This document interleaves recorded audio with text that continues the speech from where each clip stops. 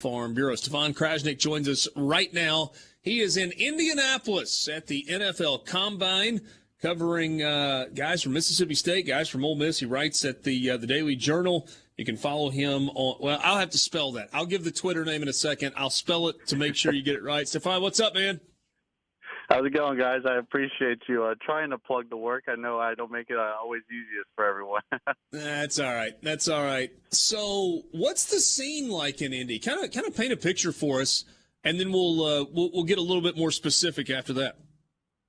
Right. I mean, I think everyone knows, the reputation I guess Indianapolis has for hosting, big events like Super Bowls and Final Fours and things along those lines, and obviously the Combine is no exception, probably a little bit less of a fan attraction, but definitely huge, media attraction, and it's, what's funny is, they have these podiums and everything set up, and there's a million reporters and a million press conferences going on at the same time, but if you walk downtown and you go to literally any restaurant, it's a casual Wednesday night in Indianapolis, you think you're going to go grab a steak, and next thing you know, you got an NFL GM probably sitting at the table next to you talking to a bunch of NFL scouts and agents and things like that. And it's overlapping with the Big Ten women's basketball tournament this week, and then the Big Ten men's basketball tournament is in Indy next week. So if you're a sports fan, Indy's probably got anything you're looking for this time of the year.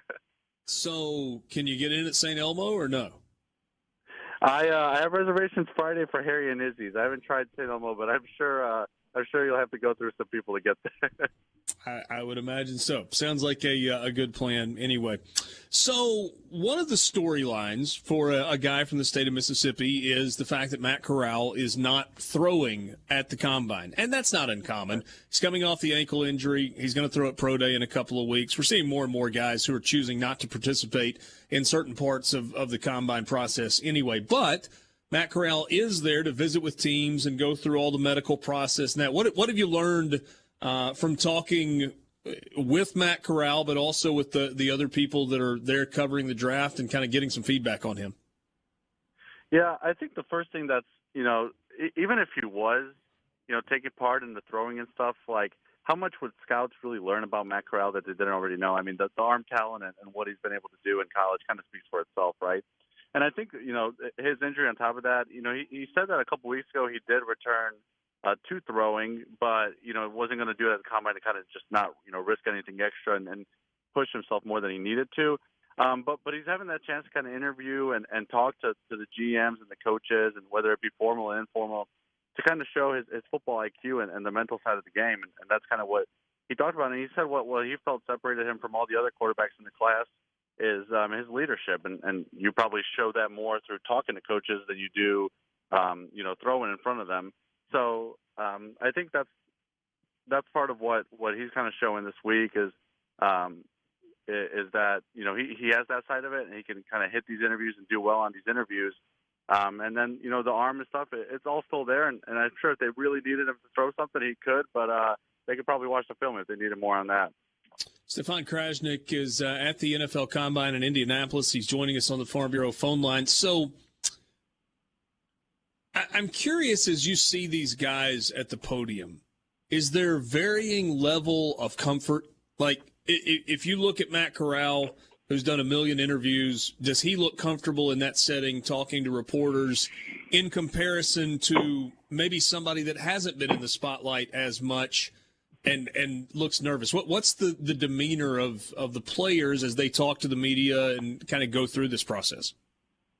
Yeah, no, I think that's spot on. Is that it's so different with players who have been on different platforms and things of that nature. I mean, you can probably think about some of those maybe mid-major guys, even that are getting some NFL attention, and they probably have not been in a room with that many reporters.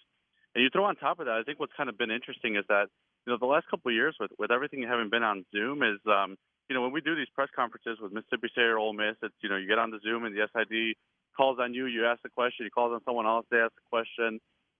They can tell you when it's wrapped up and stuff like that. Well, at the Combine, you're in a pool of 30 reporters, and they're all just shouting questions out, and you got to kind of pick out yourself which one you heard first, and you can tell which players are comfortable with that, which ones aren't. And Matt's done probably more interviews with ESPN than he has even with local guys, just because of the attention he's got.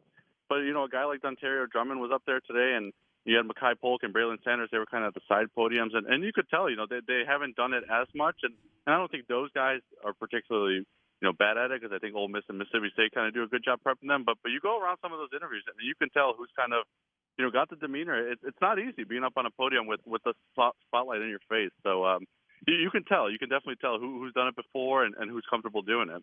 And I'm sure coaches watch that and pay attention to that stuff too.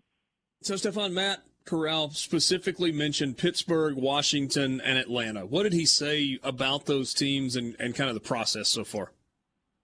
Yeah, Pittsburgh was kind of an interesting one just because, he spoke so highly of, their franchise as a whole and what Mike Tomlin has done and things of that nature. And, he wasn't, afraid to say that it's big shoes to fill with, Ben Roethlisberger retiring. It's big shoes to fill a Hall of Famer like that, but it's also something that he would kind of be excited to do, knowing, that he could come in right away and be an immediate starter for a team like that.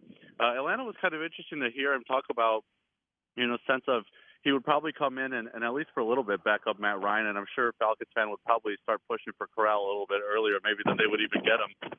But there, he was talking that, being behind Matt Ryan, he said that he would be dumb if he didn't learn from a guy like that. And I know people have their opinions about Matt, but at the end of the day, he's a veteran and he's seen the game and played in the Super Bowl and things of that nature. But at the same time, Corral said that he wants to push even for that starting job, and he wants to be a guy like Matt Ryan one day that's playing 10+ years and being a franchise quarterback. But he's going to make that push, wherever he is, to try to get the starting job. Maybe a place like Pittsburgh would be a bit more immediate, but he said he would be comfortable wherever he went. And those are three teams that you mentioned there. I mean, he's probably gotten phone calls from just about any team, and there's a ton of teams that are interested. But those are three specifically that he was kind of asked about and talked about. And it seems like, he kind of be comfortable in any role, which, is, whether that's true or not, it's the right answer. Tell me about Mekhi Polk, Stefan, because, the headline is him saying that he is the best wide receiver in the draft. What led to that? Was there a question about it? Was that unprompted? Yeah, there was, I guess it was a mixture of both. I had asked him about Coach Steve Spurrier Jr.'s comments that, he felt that Mekhi should have came back for another year at Mississippi State. And I don't think Steve is necessarily wrong in that opinion. I think Mekhi definitely could have benefited from coming back from another year. But, I'm sure Mekhi heard both sides of that argument and probably felt, after getting 105 catches that whatever he did next year, his numbers were probably going to go down. So in terms of stock, he probably felt that it was better to go this year and enter the NFL. But, I asked him that about that and what he felt like he was going to do. And he said, everyone's entitled to their own opinion, but at the end of the day, I think I'm the best receiver in this class, and I'll go day in and day out in the NFL to try to prove that. So it was kind of the sense of both.